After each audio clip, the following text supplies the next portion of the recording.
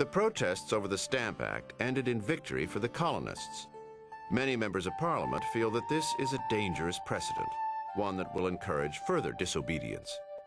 These presumptuous colonials will have to be brought under control.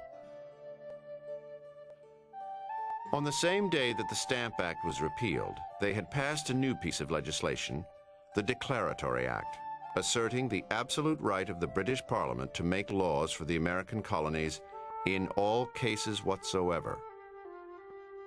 A year later, Parliament puts teeth in the act with a new set of taxes on the colonies, this time in the form of stiff duties on manufactured goods from England.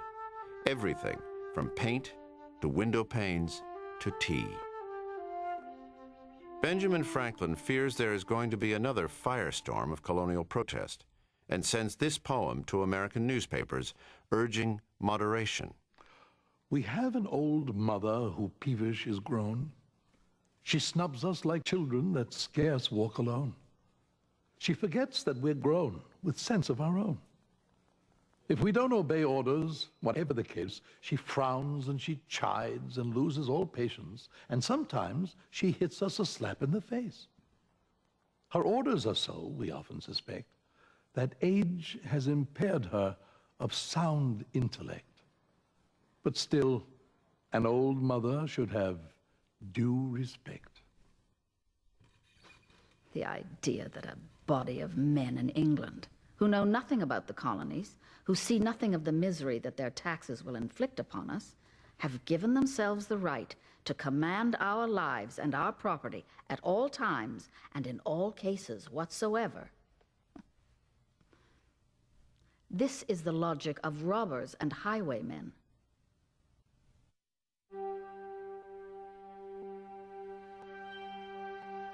The Declaratory Act strikes terror in their hearts. Earlier in the century, an almost identical act had been used to subjugate Ireland. The colonists will have to take action.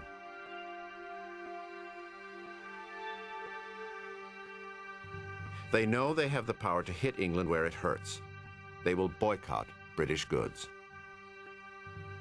George Washington. Block English goods. Starve their trade and manufacturing. Yes. The more I think about this plan, the more ardently I wish its success. Gentlemen in their several counties should explain matters to the people and urge them to adhere to the non-importation agreement. For the boycott to be effective, the entire population will have to be mobilized. But up to now, the leaders have not involved the common people in the workings of government. Indeed, they think that ordinary people have no capacity for political thought. Gentlemen lead. Commoners know their place.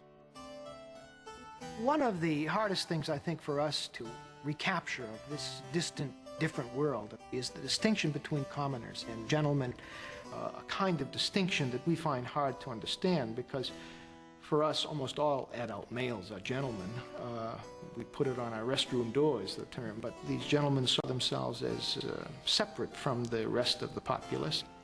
18th century men, women, and children of every race, class, and region actually believed that hierarchy was the norm in nature and in society. Some people were better than other people. Some people were placed in circumstances that were better. Poor people were thought of as the poor. If you were wealthy, you were superior. That was how the world operated. This world is beginning to change as common people take an active role in the protest movement. For many of the colonial elite, it seems to threaten the very stability of society. There are these town meetings, which people of wealth and character do not even attend, because they are sure to be outvoted by men of the lowest order. So it is government by the mob. This has given the inferior people such a sense of their own importance that a gentleman does not get from them even common civility anymore.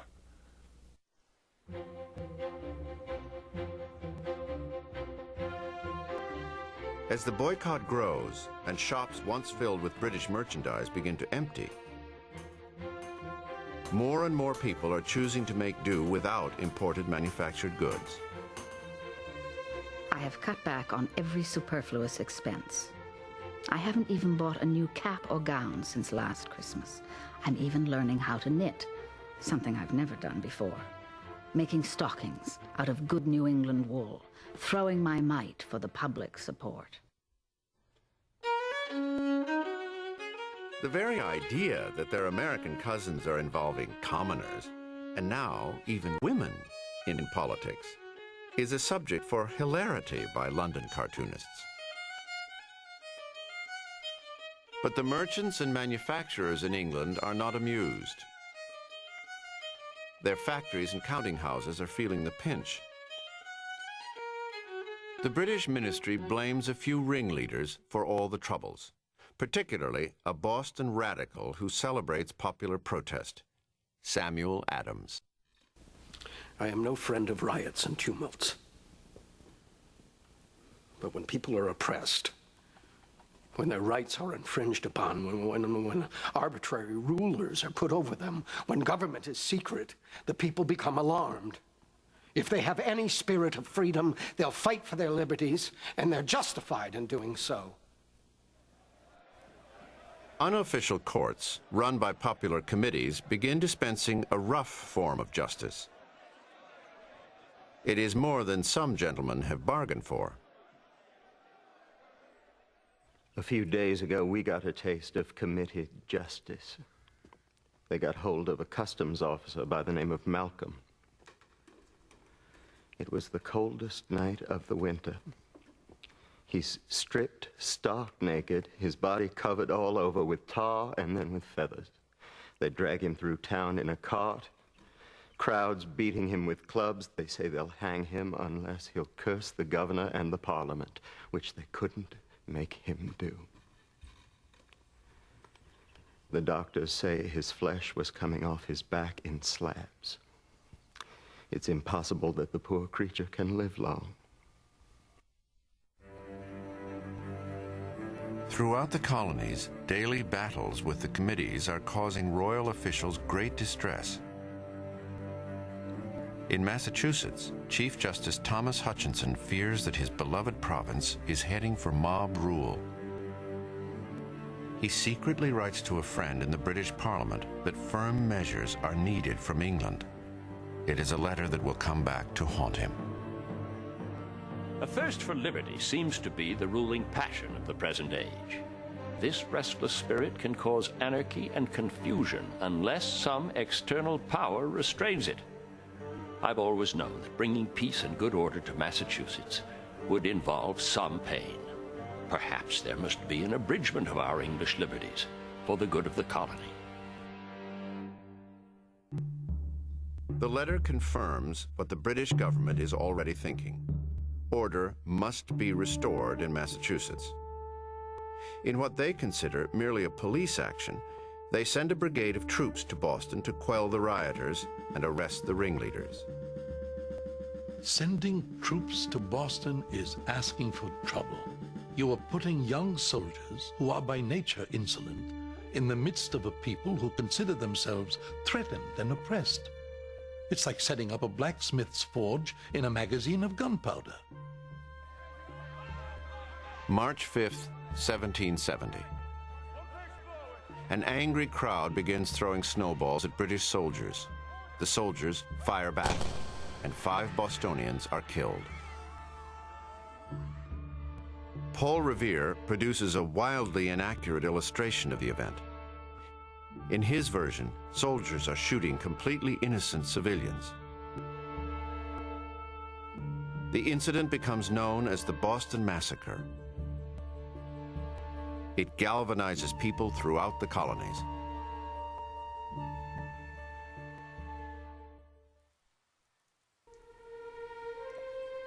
In England, Benjamin Franklin's love affair with the mother country is beginning to turn sour. He was drawn to its sophistication and culture, but is starting to see the ugly realities of its social order. I recently took a tour of Ireland and Scotland. In those countries, there are a small number of noblemen and gentlemen living in the highest opulence, while the bulk of the people Their tenants live in the most sordid wretchedness. While traveling, I often thought of the happiness of New England, where every man owns some land, has a vote, and lives in a tidy, warm house with plenty of food and fuel, and has sturdy clothes from head to foot. Long may we continue in this condition. The more he lived in England, the more intimate he became with Parliament and with the whole system. He saw very stupid people put in power. He saw arrogance. He saw discrepancy between the rich and the poor. He saw all kinds of wrong things about England that he hadn't noticed at the beginning.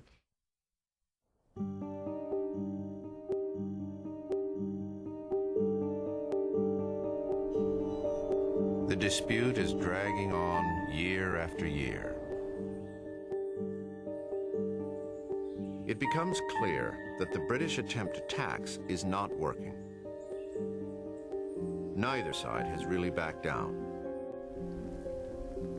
Benjamin Franklin sees that this war of words can easily slip into open conflict. He is looking for a way to calm passions on both sides. In December of 1772, an astonishing packet of letters falls into his hands. Among them is the very one written by Thomas Hutchinson several years earlier to a member of Parliament. Franklin knows that the British have been relying on advice from Hutchinson. In fact, they have just appointed him Royal Governor of Massachusetts.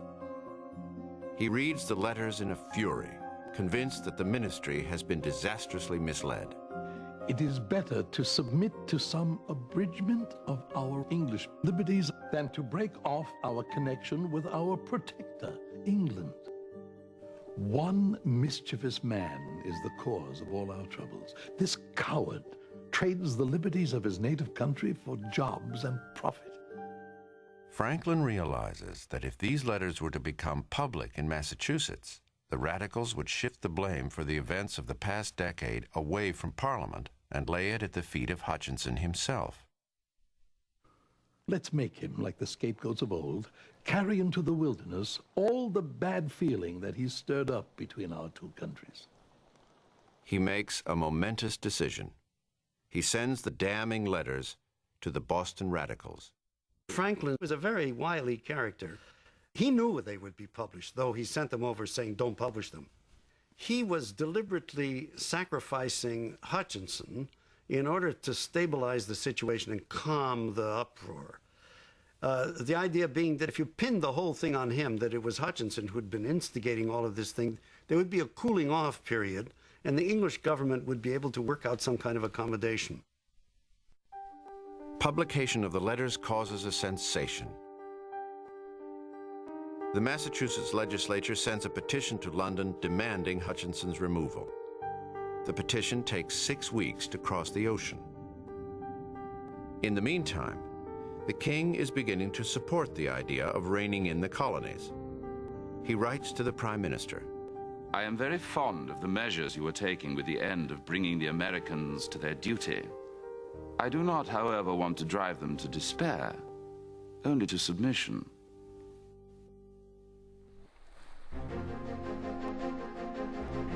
In the fall of 1773, the British government hits on what it thinks will be a way of taxing the colonies that they will actually welcome. The East India Company has a surplus of tea. Parliament decides to ship £500,000 pounds of this tea to America at an extremely low price, with a nominal tax of 3 pennies a pound. The colonists, they reason, could not possibly object to paying less for their tea. In every colony where the tea is landed, there are loud protests. It is either sent back or stored unsold in warehouses. In Massachusetts, where Thomas Hutchinson is governor, the story will be different. Hutchinson was the key figure in the major events of 1773, which really precipitated the American Revolution. And I think it's fair, it's not an exaggeration to say that if he had acted differently, I'd have a different passport. November 28, 1773. The first ship loaded with East India tea arrives in Boston Harbor. By law, the tea tax must be paid within 3 weeks. The decision over what to do next is squarely in the hands of Governor Thomas Hutchinson. I lie awake whole nights in fear that I shall be called to account in England for my neglect of duty to the king. Hutchinson could have written to England and said, I know the law, I know my duty, but I cannot enforce the law. It's physically impossible. But he didn't.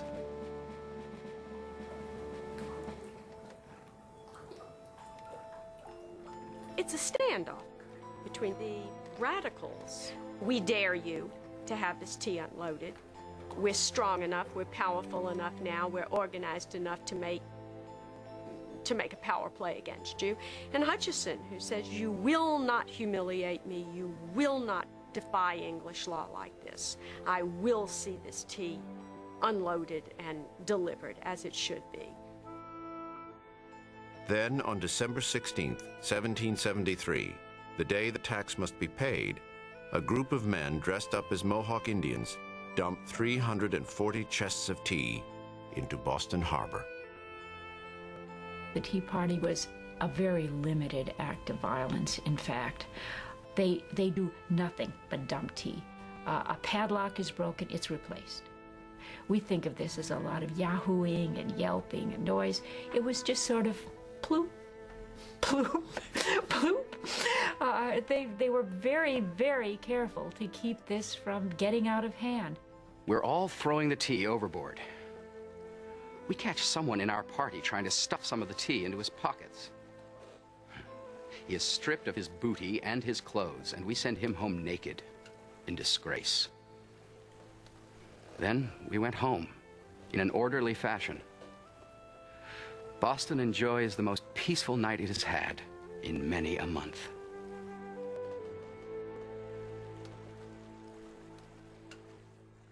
There was a lot of anger in London about the dumping of the tea.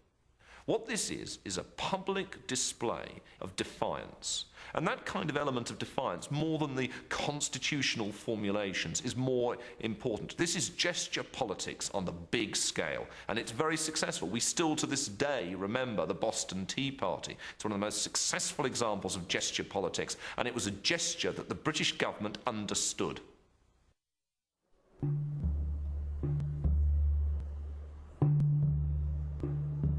January 29th, 1774. The King's Privy Council, a hearing to consider the Massachusetts petition for the removal of Thomas Hutchinson as governor. The room is packed with London society, and all eyes are on Benjamin Franklin, the center of a storm of controversy. He has admitted that it was he who had leaked Hutchinson's letters to the Boston radicals. This is going to be a great show. The acid-tongued Solicitor General Alexander Wedderburn is representing Thomas Hutchinson. He focuses the full fury of British frustration on the colonial representatives standing mutely in a full-dress suit of Manchester velvet. It is not to be Hutchinson who will be the scapegoat, but Benjamin Franklin himself. When a governor presumes to write to a friend that he thinks it somewhat more than the moderate exertion of English liberty to destroy shops, attack her officers, plunder her goods, to pull down their houses, it is Mr. Hutchinson who should be removed because he is interrupting the harmony between Great Britain and her colonies? Franklin stood conspicuously erect. The muscles of his face had previously been composed to afford a placid, tranquil expression. He didn't change his expression in the slightest during the entire speech. It was as if his face was made of wood. In truth, we have standing before us the real incendiary, the man behind those committees who are inflaming the whole province against His Majesty's government. They have well learned the lessons taught in Dr. Franklin's School of Politics. This wily American, this man without honor, this thief, this man of letters, The attack got very personal, referring to Franklin as someone other than a gentleman. And who else would open other people's mail, steal other people's letters, and so on. And Franklin is said to have walked out of the cockpit and turned to Wedderburn and said, "I'll make your king a little man for this." They have begun killing the messengers. What I feel for myself is lost in what I feel for my country. It seems that I am too much an American. It took Franklin a very long time to become a revolutionary. It was a very slow evolution, step by step and slowly. He was profoundly attached to England. You could call it a love affair, what he had with England. But this love, which had been so deep, was now turning to implacable hatred. It was the reaction of a rejected suitor. Franklin, in disgrace, is threatened with further prosecution for the theft of the letters. He realizes that he must leave England. His friend and fellow scientist, Joseph Priestley, is with him at the end. We spent his last day in London alone together. Much of the time we looked through the American newspapers as he read the speeches by the inhabitants of Boston.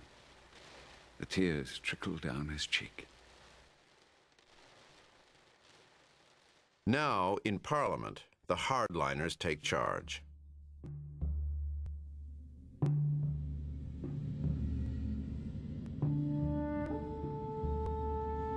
The British send a fleet of warships to Boston.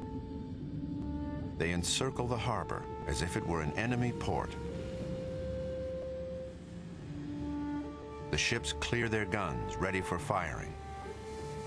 The greatest fear of the colonists, British tyranny, seems to have come true. The port of Boston is closed. Massachusetts is put under military rule. Its government enforced at the point of a gun.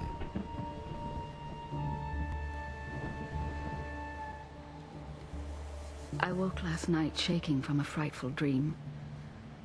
We have come to the edge of the ocean, and there is no advancing or retreating. My own sons may sink in the torrent. I pray that there be some decent, honorable way to put an end to this conflict. To be once again reconciled with old friends. Our cause is righteous, and I have no doubt of final success. But I see our generation, and perhaps our whole land, drowned in blood.